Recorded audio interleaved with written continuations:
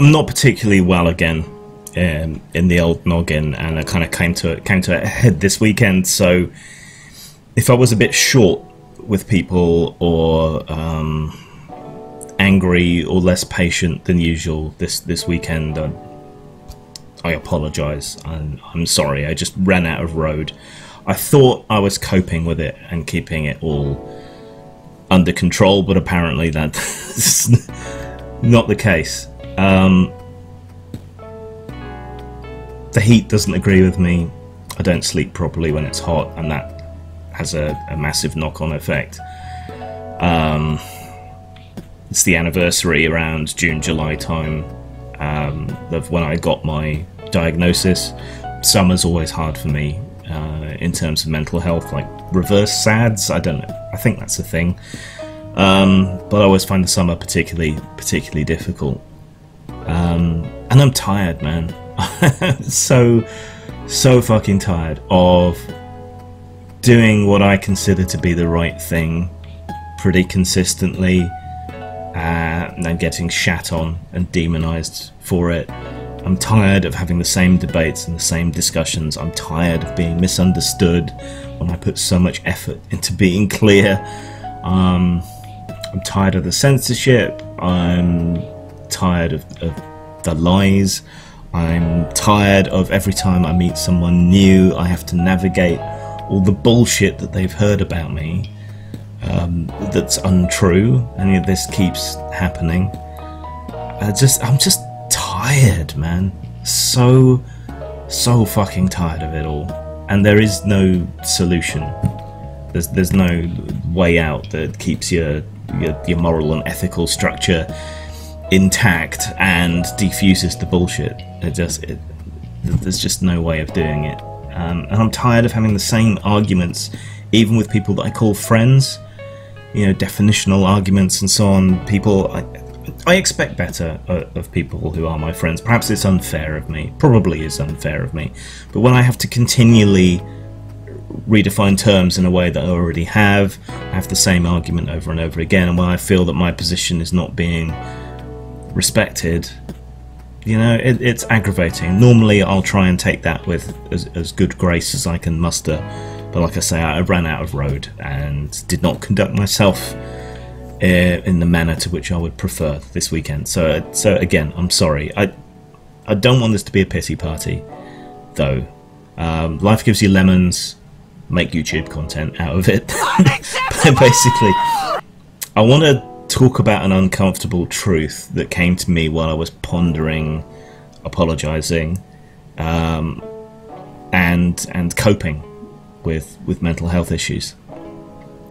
Now, when you come out to your family or your friends or whoever else about a mental health issue or a financial problem or a physical disability or whatever else it might be, you might say something like, "Oh, I don't want to be a burden," and you will instantly be reassured by your friends and family. "Oh, you could never be a burden. Don't worry about it. It's fine. I'm here for you." Which is a lovely, lovely sentiment, but it is bullshit. It is possible to be a burden to people. It is possible to drag other people down. I know, because I've been on the other side of that equation as well as being the burden, right? There's an old friend that got in touch again a few years back now. I always felt kind of guilty about the way a lot of people had treated him in the past. He's a bit socially awkward. He's just kind of naturally, innately annoying in a lot of ways. Doesn't really understand people's boundaries and things, as became clear. But they were having massive depression issues and isolation issues, even more than I have. And so I really wanted to be there for them, right? Because I understood what they were going through and I wanted to help them. And it helps me deal with my own issues to help other people. Sometimes I feel like I can't do anything about what's wrong with me, so I like to do things for other people to help them feel better. It's kind of selfish because it makes me feel better, but it's also a way of not thinking about not dealing with my own issues, but then they're not dealable with. You get what I mean. So I offered to be there for them. and they took me up on that with a vengeance. You know, they were phoning me several times a day, often in tears, and it was absolutely heart-wrenching.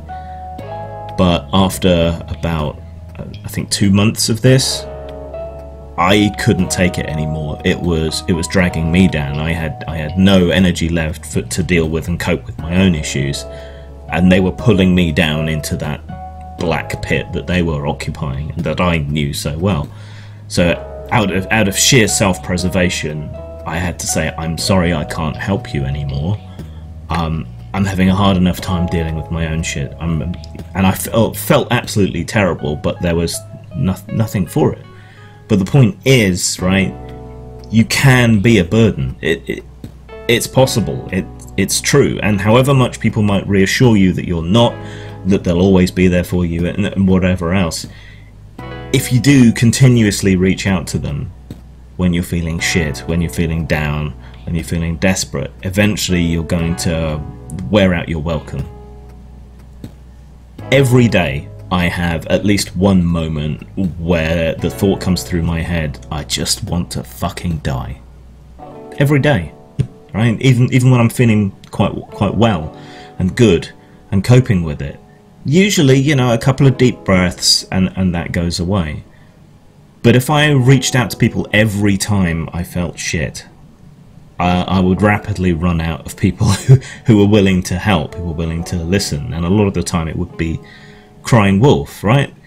So a lot of the time, and I'm sure a lot of other people who suffer, we keep this shit to ourselves and we deal with it ourselves as much as possible, because we don't want to spend all of our get out of jail free cards with our friends and family, right?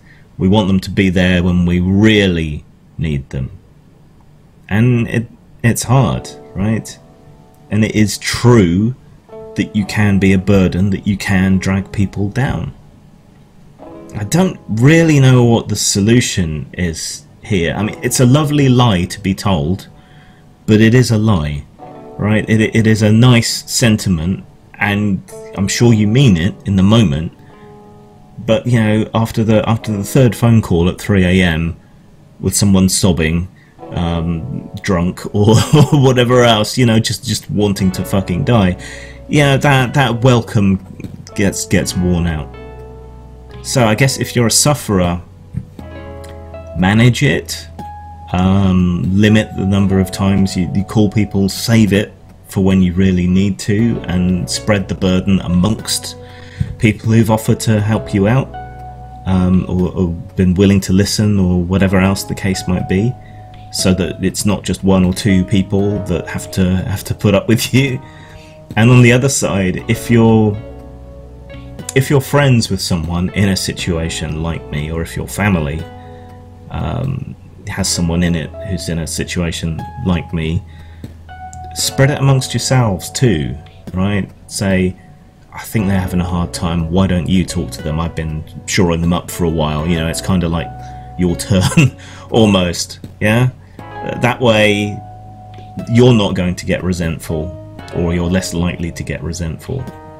And more people get to be there for that person without getting worn out and dragged down themselves. I think that's the closest we can probably get to a solution. I'm sure I'm going to get comments saying, no, you can never be a burden, blah, blah, blah, blah. Bullshit. You know it in your heart of hearts. Right, there are people who are energy vampires without even actually having a real issue, you know, that suck the joy and life out of every situation, and it's not their fault, it's just a thing that happens. And then there's people who are ill, who you want to help, but you can't be the only one. So, spread it around. Pain shared is lessened, joy shared is multiplied. Zang.